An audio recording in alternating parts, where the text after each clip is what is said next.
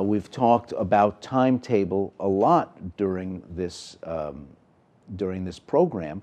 If it does not happen in the 17 weeks till the August recess, do you lose kind of precious time? Because then we get mixed up in presidential politics and it becomes a more complicated thing. Are we looking at a now or never calendar, Ali? I think what will happen, I mean, first of all, I think that chances for the passage of immigration reform in 2010 are getting better and better every single day. I think if we lose this opportunity to move immigration reform in 2010, the way that the Republican candidates look at this point who are coming into the House and Senate, we actually lose Republican votes in 2011 that we sorely need to win immigration reform. So I think if we don't see it happen this year, we are looking at it happening in 2013, and at best, a very ugly and partisan debate in 2011. In politics, nothing is impossible, and the timing is always rather mysterious. But at this moment in time, the forces are aligning and the pieces are falling into place where Reid and Pelosi, Schumer and Lofgren, Graham and others are in a place where they can move immigration reform and get a bill to the president before the end of the year. Does it become much harder in the next Congress? I simply don't know. I mean, certainly the Republicans are going to win seats, both in the Senate and the House. So far, the poll said that they might even win up to 8 seats in the Senate. So any effort will have to be more bipartisan by nature. We have to look at the profiles of those new senators coming to Washington and see if they have backed similar efforts, whether they are like current congressmen that are moving up to the Senate or people with a background in their own states. For example, we have senatorial elections in Nevada, for example.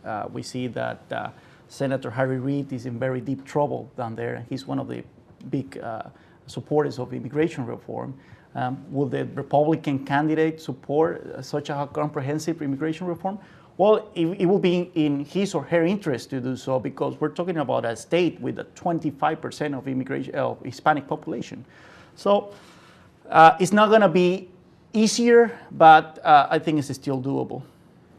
Well, I think I'm still hopeful that we can get it done this year, but as I said, it really depends on the president if he shows leadership.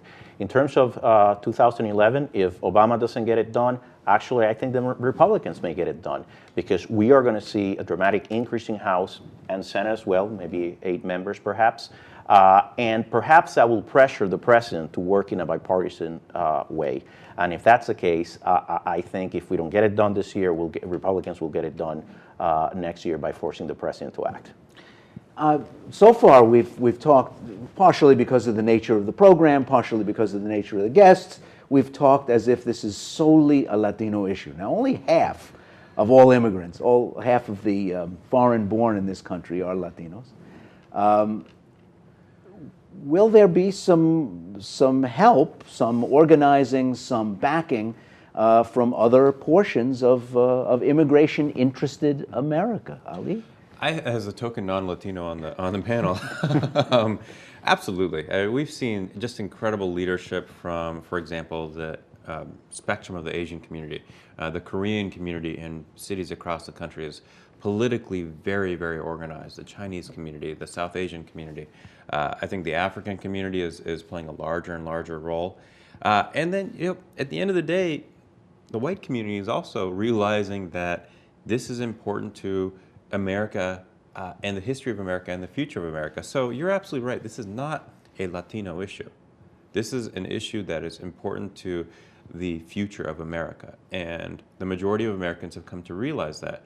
When we are doing organizing across the country, we've got 70 staff now across the country as a campaign. And those folks are talking to your traditional white labor member, your Asian business owner. I mean, you take the terrible stereotype, you put it on the ground, and that's a person who says, you know what, I want comprehensive immigration reform.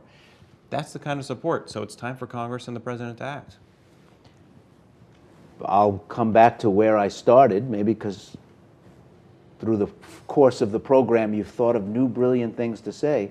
Can we imagine that Republicans are going to come through on this issue in numbers different from other issues so far in the Obama administration. Is the ball kind of in their court on this one? Well, no, it's in the court of the president because they control the White No, but House. legislatively. Oh, legislative. They have to well, show up. I think absolutely. I mean, if the president does something, we will come forward. But again, this is not healthcare. Now, even though you have an agreement in substance, politics is the art of the possible. You have to create the political circumstances to make it happen.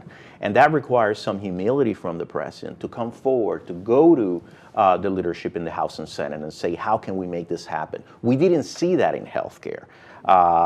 And frankly, we have a very toxic environment. People thought that we had a very partisan environment during the Bush years or the Clinton years.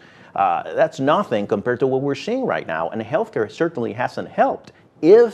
Only if the president changes course and decides to act in a bipartisan way as we move forward, then I think the possibilities are real